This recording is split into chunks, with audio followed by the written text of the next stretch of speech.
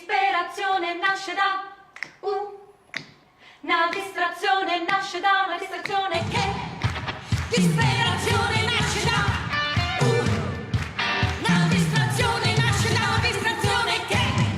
Da Castelfranco Veneto agli studi della Rai per Viva Mogol, lo spettacolo di Rai 1 condotto da Massimo Giletti in 2 puntate per festeggiare gli 80 anni dell'autore di canzoni tra le più belle e famose della musica italiana, da Battisti a Mina per citare gli indimenticabili. Ricoperte dalle rose selvatiche rivivono,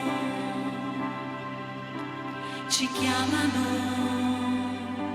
4 coristi e un direttore d'orchestra insieme ai grandi della canzone italiana per rendere omaggio al maestro.